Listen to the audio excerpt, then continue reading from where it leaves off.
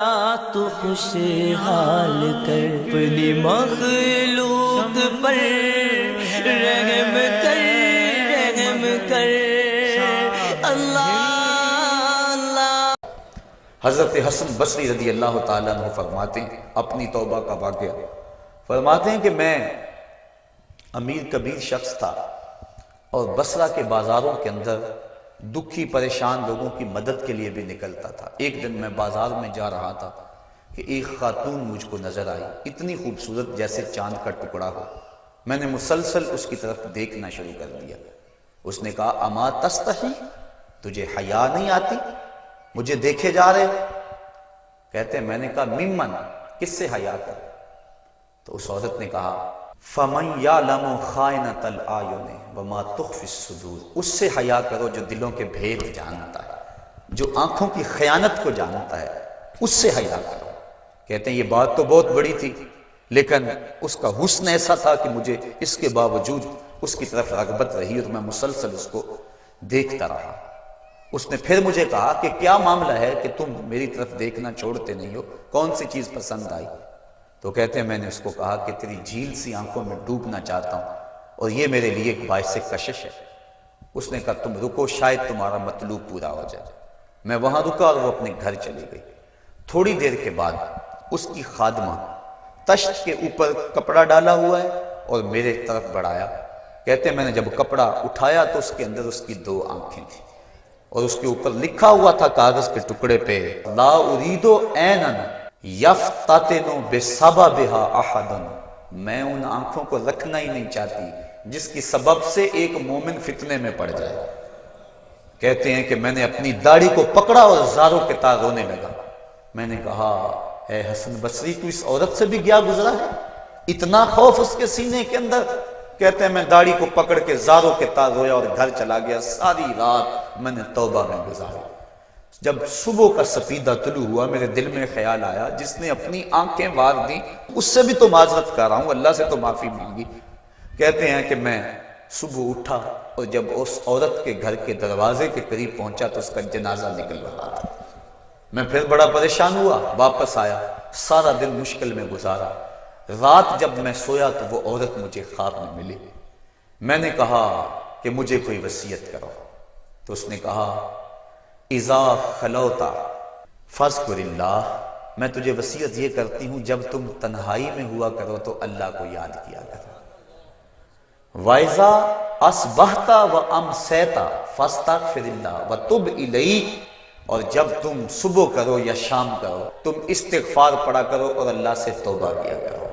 حضرت حسن بصری فرماتے ہیں کہ اس عورت کا یہ عمل مجھے توبہ کے راستے پہ ڈال لیا، پھر وہ حسن بصری زمانے کے امام اور مقتدا بنے۔ تو انسان جب عبرت حاصل کرنے پہ آتا ہے تو ایسے اسباب اس کے لیے مہیا ہو جاتے ہیں، توبہ کرنے میں دیر نہیں کرنی چاہیے۔ بعض بات بندہ سوچتا ہے کہ ابھی میرے بڑے کام پڑے ہوئے ہیں، جب میں بوڑھا ہوں گا میں ریٹائرمنٹ لے لوں، میں بچوں کی شادیاں کر لوں، بس پھر فراغت ہو جائے گی، بچے کاروبار سنبھال لیں گے، پھر میں ہوں گا، مسجد ہوگی۔ یہ ایسا بندہ کہہ رہا ہے جس کی ملک ایک سانس بھی نہیں ہے، جو ایک سانس کا بھی مختار نہیں ہے، اور ایسے بات کر رہا ہے جس طرح سب کچھ اس کے قبضے میں ہو۔ تو توبہ کے اندر تاخیر نہیں کرنی چاہیے۔ بنی اسرائیل کے اس شخص کا واقعہ آپ کو پہلے بھی شاید میں نے کسی مجلس کے اندر عرض کیا تھا کہ جس کو طول عمل نے برباد کر دیا، اس کی نیکیوں کی وجہ سے اس کو خبر پہنچی کہ اس کی عمر 1000 سال ہے، تو اس نے کہا جب میری عمر اتنی لمبی ہے تو پھر میں عبادت کی بھٹی کے اندر کیوں جلتا رہوں؟ میں 900 سال گناہ کر لیتا ہوں اور 100 سال قبل توبہ کر لوں گا اور گناہوں کی معافی چاہ لوں گا۔ 900 سال گناہ کرتا رہا، 100 سال جب باقی رہا خیال آیا، پھر سوچا ابھی بڑا وقت پڑا ہوا ہے، میں 90 سال مزید گناہ کر لیتا ہوں، 10 سال قبل میں جو ہے وہ توبہ کر لوں گا۔ 10 سال رہ گئے، پھر خیال آیا 9 سال گناہ کر لیتا ہوں، 1 سال قبل توبہ کر لوں گا۔ جب 1 سال رہ گیا پھر توبہ کی سوچ آئی تو کہنے لگا 12 ماہ ہوتے ہیں سال کے، میں 11 ماہ تک گناہ کر لیتا ہوں، 1 ماہ قبل میں توبہ کر لوں گا۔ پھر 1 ماہ بھی گزرا، ہفتے تک بات پہنچی، حتیٰ کہ 1 دن رہ گیا، اور پھر وہ کہتا تھا بھی فلاں فلاں گناہ میرا رہتا ہے وہ میں کر لوں۔ ایسی لت پڑ گئی تھی گناہ کہ بنی اسرائیل کا وہ شخص کہ جو اس انتظار میں تھا کہ بس یہ گناہ کر لوں اور یہ گناہ کر لوں پھر توبہ کر لوں گا، اچانک موت آئی اور موت نے اس کو دبوچ لیا اور وہ توبہ کے بغیر مر گیا۔ تو طول عمل، لمبی امید کہ ابھی وقت میرا بڑا پڑا ہوا ہے، پہلے تو پتہ ہی نہیں ہے کہ وقت موجود بھی ہے یا کہ نہیں، اگلی سانس آئے گی یا کہ نہیں، دوسری بات جو کیفیت اب ہے پتہ نہیں آگے ہو یا نہ ہو۔ شیطان کو جتنی مہلت دو گے، جتنی بیماری گھر کر جائے گی، اس قدر ہی اس کا ختم ہونا مشکل ہے۔ اس لیے جب گناہ کرے تو فوراً توبہ کر لے، گناہ مٹ جاتا ہے۔ اور اگر انسان کہتا ہے کہ نہیں نہیں یہ کر لوں پھر توبہ کروں گا، تو توبہ کو مؤخر کرنا انسان کو گناہ پر دلیر بنا دیتا ہے۔ اور ایک حدیث میں آتا ہے جب انسان گناہ کرتا ہے تو اس کے دل پر ایک سیاہ نقطہ پڑتا ہے، اگر وہ توبہ کر لے تو وہ مٹ جاتا ہے، دل شفاف ہو جاتا ہے۔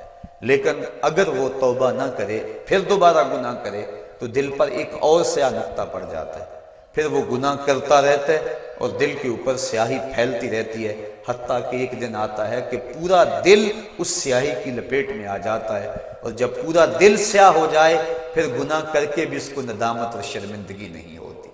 مومن تو جب گناہ کر بیٹھتا ہے تو محسوس کرتا ہے جس طرح پہاڑ کے نیچے آ گیا، ابھی گر جائے گا اور مجھے کچل دے گا۔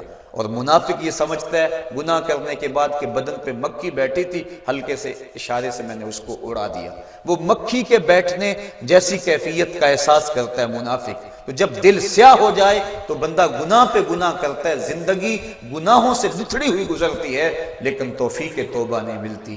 صاحبو، زندگی بیت رہی ہے، ایک ایک لمحہ کٹ رہا ہے، ہم لمحہ لمحہ موت کے قریب ہو رہے ہیں، ہم سمجھتے ہیں ہم بڑے ہو رہے ہیں لیکن نہیں، ہم چھوٹے ہو رہے ہیں۔ جب گنتی الٹی شروع ہو جائے کام جلدی زیرو تک پہنچ جاتا ہے، سانسوں کی الٹی گنتی شروع ہے اور ہم لمحہ لمحہ قریب ہو رہے ہیں۔ رمضان کا موسم ہے، جمعۃ المبارک کا یوم سعید ہے، سہانی گھڑیاں ہیں، امٹتی ہوئی رحمتوں کی برسات ہے۔ فرمایا حدیث میں کہ ایک ساتھ جمعۃ المبارک میں ایسی ہوتی ہے جس میں جو دعا مانگو اللہ اسے قبول فرما لیتا ہے۔ اور حضرت عبداللہ ابن مسعود رضی اللہ تعالی عنہ فرماتے ہیں کہ جس نے وضو کیا اور اچھا وضو کیا اور اس کے بعد 2 رکعت نوافل ادا کیے اور اس کے بعد دعا استغفر اللہ العظیم الذی لا الہ الا هو الحی القیوم واتوب الیہ، کہتے ہیں جس نے اس دعا کو پھر پڑھ لیا، اگر اس کے گناہ ہیں وہ سمندر کی جھاگ کے برابر بھی ہو اللہ سارے معاف فرمائے۔ مالک تو گناہوں کو معاف کرنے والا ہے، ہم ہی جہنم میں چھلانگے لگا رہے ہیں لیکن وہ تو کہتا ہے آجو میری رحمت کے دروازے کھلے ہوئے ہیں، اسیاں سے کبھی ہم نے کنارہ نہ کیا، تو نے بھی مگر دل آزردہ ہمارا نہ کیا، ہم نے تو جہنم کی بہت تدبیر کی، تیری رحمت نے لے کر گوارا نہ کیا۔ اس کی رحمتیں بندے کو آوازیں دے رہی ہیں، یا ایھا الانسان ما غرک بربک الکریم، اے انسان تجھے کریم رب کے دروازے سے کس نے ہٹا دیا؟ الذی خلقک فسواک فعدلک فی ای صورت ما شاء رکبک، جس نے تجھے پیدا کیا، جس نے تجھے تخلیق کیا، تجھے حسن اور جوانی دی، تیرے اعضاء کو توازن اور اعتدال دیا۔ ذرا دیکھ تو صحیح، ماضی کو جھانک کر کے تو دیکھ، تیرے ہاتھ تھے پکڑنے کا سلیقہ نہیں تھا، تیری ٹانگیں تھی چلنے کا طریقہ نہیں تھا، تیری زبان تھی بولنے کا اسلوب تجھے نہیں آتا تھا، تو دودھ بھی مانگنا ہوتا تو روتا تھا، ہم نے تیری ماں کے سینے میں تیرے لیے پیار ڈال دیا۔ اگر ماں کے سینے میں پیار نہ ڈالتے بتا تو بچہ تھا، تیری گندگی سے لتھڑ جاتا تھا، ماں صاف کرتی تھی، اگر ماں کے سینے میں یہ پیار نہ ہوتا تجھے کیڑے پڑ جاتے۔ آج تیری چھاتی میں زور ہے، آج ہاتھیوں کو تو بٹھا لیتا ہے، آج شیروں کو تو نچا لیتا ہے، زمانہ تیرا باج گزار ہے، آج تو منسٹر ہے، آج تو مولوی ہے، آج تو مفتی ہے، آج تیرے نام کی دہائی ہے، آج تو عہدہ قضا پہ فائز المرام ہے، آج تو عہدہ صدارت پہ فائز المرام ہے، آج تو ناظم ہے، آج دولت کی ریل پیل تیرے گھر میں ہے، آج تیری فوجیں تیرے پشت پہ ہیں، آج کوئی تجھے پوچھنے والا نہیں، لیکن ذرا پلٹ کے دیکھ کہ ماضی میں تو تھا کیا۔ اچھا پیچھے نہیں پلٹ کے دیکھنا تو ذرا آگے پلٹ کے دیکھ لے، پھر دوبارہ ہو وہی حالت، ڈنڈے کو پکڑ پکڑ کے چلے گا، پھر ڈنڈا بھی جواب دے گا، چار پائی سے لگ گیا، فالج ہو گیا، گھر والوں نے 4 دن تو بڑی خدمت کی، آخر انہوں نے بھی کام پہ جانا، پھر بیویوں کے سپرد کر کے چلے گئے، کتنی دیر خدمت ہوگی، اب سارے تنگ آ گئے، آہستہ آہستہ منہ سے یہ دعائیں نکلنے لگی، اللہ بابے کو پردہ دے دے تو ٹھیک ہے، بتا ہم تجھے پردہ نہ دیتے تو کیا کرتا؟ ہم نے زندگی دی، یہ بھی ہمارا احسان۔ اب تو اس حالت میں ہے کہ تیرا دھڑ مارا گیا، چارپائی پہ لگ گیا، بولو براز اوپر، مصیبت بن گئی، گھر والے بھی تنگ، تجھے اندر سے نکال کر برآمدے میں رکھ دیا کہ بابا کھانستا ہے، بچے ڈسٹرب ہوتے ہیں، جراثیم پھیلتے ہیں، اب تجھے باہر رکھ دیا گیا، تو اپنے آپ سے تنگ آ گیا۔ ڈاکٹر کو کہتا ہے لگا زہر کا ٹیکہ، ڈاکٹر زہر کا ٹیکہ بھی لگائے، بتا تجھے موت نہ آئے تو کیا کرے؟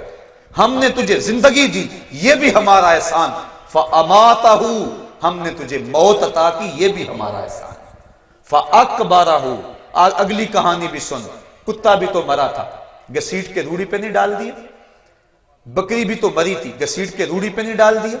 اگر تجھے بھی پکڑ کے روڑی پہ ڈال دیا جاتا تو کیا کر سکتا تھا؟ لیکن ہم نے کہا نہیں نہیں، یہ میرا شاہکار ہے، اس کو غسل دو، بیری کے پتے بھی ڈال لو، صفائی ستھرائی خوب ہو جائے، چٹے لباس کا کفن دو، سند سند پہ خوشبو ملو۔ اب سارے تجھے دیکھنے آ رہے ہیں، تو دولہا بنا ہے، تیرا منہ دیکھنے سارے آ رہے ہیں، ساری بستی امڈی آ رہی ہے تجھے دیکھنے کے لیے۔ پھر تیری چار پائی اٹھی، چار بندوں نے اٹھایا، کندھا بدل بدل کے چلتے ہیں، ہر ایک کی خواہش ہے کہ میں کندھا دے لوں۔ پھر میں نے کہا تیز نہ چلنا، میرے شاہکار کو کہیں جھٹکا نہ لگے۔ پھر تیرا اعزاز اور تیرا پروٹوکول کہ امام کعبہ بھی ہو تو وہ پیچھے اور تجھے آگے رکھا گیا۔ انسان ذرا غور تو کر، تو کس چیز پہ نازاں ہے اور بھول گیا اس رب کو؟ آجا، اس کی رحمت کی باہیں کھلی گئی، وہ بلا رہا ہے تجھ کو، آجا پلٹ کے آجا، آنا تو تو نے ہے ہی، کل جو کفن میں منہ چھپا چھپا کے آتا پھرے گا، آج کھلے منہ آجا، اس کی رحمتیں آواز دے رہی ہیں، یا ایھا الانسان ما غرک بربک الکریم۔ صاحبو، جوانی کی توبہ بہت بڑی دولت ہے۔ جو جوان ہیں وہ جوانی کے ایک ایک لمحے کو غنیمت سمجھیں۔ وہ جوان جس کی جوانی اللہ کی عبادت میں گزری، حضور فرماتے ہیں کل قیامت میں جب کوئی سایہ نہیں ہوگا، اللہ اسے اپنے عرش کا ٹھنڈا سایہ نصیب فرمائے گا۔ اور بڑھاپے کے اندر بھی توبہ بڑی دولت ہے۔ گو جوانی کی فضیلت زیادہ ہے، لیکن بڑھاپے کے اندر بھی توبہ نصیب ہو جائے تو یہ بھی بہت بڑا اعزاز ہے۔ ورنہ ہوتا یہ ہے کہ قبر میں ٹانگیں ہوتی ہیں اور گناہ پہ گناہ کیا جا رہا ہے۔ وہ کیا کہا تھا میاں محمد بخش عارف کھڑی رومی کشمیر نے کہ ہڈیاں کمبن گوڈے کھڑکن تے اڑ گیا لک تیرا، اجے بھی بدیوں باس نہ آیا، جیو مرد دلیرا۔ ہے انسان کدھر بھٹک رہا ہے، مالک تجھے آوازیں دے رہا ہے۔ کبھی بھاگے ہوئے کو بھی یوں آوازیں دی جاتی ہیں، کبھی در چھوڑ کے بھاگنے والوں کو بھی یوں بلایا جاتا ہے، لیکن کہتا ہے توبوا اللہ، آ جاؤ، میری رحمت کے دروازے کھلے ہوئے ہیں، ابھی مغرب سے سورج طلوع نہیں ہوا۔ میرے بندے، جب تو توبہ کا ہاتھ پھیلائے گا، میں تیرے گناہ جو ہیں وہ فرشتوں کے خیالوں سے بھی مٹا دوں گا، نامہ اعمال سے بھی مٹا دوں گا۔ جو زمین گواہ بنی ہے وہ بھی گواہی دینا بھول جائے گی، تیرے اعضاء بھی بھول جائیں گے، گناہ تجھے بھی یاد نہیں رہیں گے، اور ان چار گواہوں کو یاد نہیں رہیں گے۔ کل قیامت کے دن جب رب کے حضور ملے گا تو کوئی گواہ تیرے گناہوں کا موجود نہیں ہوگا۔ آ تو صحیح، جھولی پھیلا تو صحیح، ہم تو مائل بکرم ہیں، کوئی سائل ہی نہیں، ہم تو مائل بکرم ہیں، کوئی سائل ہی نہیں، راہ دکھلائیں کسے، کوئی رہ روے منزل ہی نہیں۔ آؤ، توبہ کا دروازہ کھلا ہے، اس کی رحمتوں کا دروازہ واہ ہے، اس کی کرم نوازیاں تمہیں آواز دے رہی ہیں۔ جھجک آتی ہے اس کے در پہ آتے ہوئے، چلو میرے نبی کا وسیلہ لے کر آ جاؤ۔ وَلَوْ أَنَّهُمْ إِذْ ظَلَمُوا أَنفُسَهُمْ جَاءُوكَ، اگر تم گناہ کر بیٹھے ہو، اپنی جانوں پہ ظلم کر بیٹھے ہو، آؤ تمہیں توبہ کا ایک اور راستہ دکھاؤں، آسان راستہ، کہ تم میرے نبی کی چوکھٹ پہ آؤ اور یہاں آ کے معافی مانگو، پھر میرا نبی تمہارے لیے ہاتھ اٹھا دے۔ تم تو معافی مانگنے آئے تھے، لَوَجَدُ اللَّهَ تَوَّابًا رَحِيمًا، توبہ تو ملنی ہی ملنی ہے، نبی کو ساتھ لے آئے ہو، میں رحمت بھی فرما دوں گا، اضافی رحمت اپنی جانب سے فرماؤں گا، آؤ تو صحیح میری چوکھٹ پہ۔ اللہ کے محبوب کی چوکھٹ پہ صحابہ آیا کرتے تھے، اور محبوب کے جب ہاتھ اٹھتے تو پھر دعائیں قبول ہوتی، توبہ کے دروازے کھل جاتے اور اللہ کی رحمتیں برستی۔ ابو لبابہ کی توبہ کا واقعہ کتب حدیث کے اندر موجود ہے، اور دیگر صحابہ کی توبہ کے واقعات موجود ہیں۔ حضور کے انتقال کے بعد حضور کی قبر پہ چلے جاؤ، امام عطابی کہتے ہیں کہ میں حضور کے روضے پہ بیٹھا تھا، ایک دیہاتی آیا اور حضور کے روضے پہ کھڑا ہو کے کہنے لگا، حضور میں گناہوں کی بخشش کے لیے آیا ہوں اور بغیر مغفرت کے تو نہیں جاؤں گا، کہتے ہیں وہ اس قدر فریاد کرتا رہا، روتا رہا کہ مجھے اس کی حالت پہ ترس آ رہا تھا۔ جب وہ چلا گیا میری آنکھ لگ گئی، آنکھ لگی تو خواب میں حضور کی زیارت نصیب ہوئی، اور آقا کریم نے فرمایا قم یا عتبی، عتبی اٹھو اور اس عرابی کو تلاش کرو، اور جب مل جائے تو میری طرف سے جنت کی بشارت دے دو۔ اور صاحب مدارک نے ایک روایت لکھی ہے کہ ایک شخص حضور کے روضے پہ آیا اور حضور کے مبارک روضہ کی مٹی کو، تربت نور کو اپنے سر میں ڈال رہا ہے اور کہتا ہے میں تو گناہوں کی بخشش کے لیے آیا ہوں۔ یہ حضور کے انتقال سے 3 دن کے بعد کا واقعہ ہے۔ وہ کہتا ہے میں تو مغفرت کے بغیر جانا ہی نہیں ہے۔ وہ تو چلا گیا لیکن یہ جم کے بیٹھ گیا، غنی کے در پہ ڈیرے جما دیے، کہا میں تو نہیں جاؤں گا جب تک میری مغفرت نہ ہو۔ فنودی من القبر انہ قد غفر لک، صاحب مدارک لکھتے ہیں گنبد خضرا سے آواز آئی جا تیرے گناہوں کو معاف کر دیا گیا۔ مجرم ہو تو منہ اشکوں سے دھوتے چلے آؤ، آؤ در تواب پہ روتے چلے آؤ۔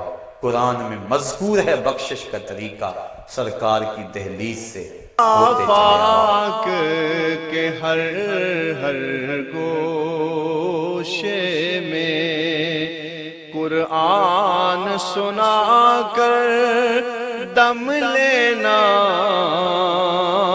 اب رکنا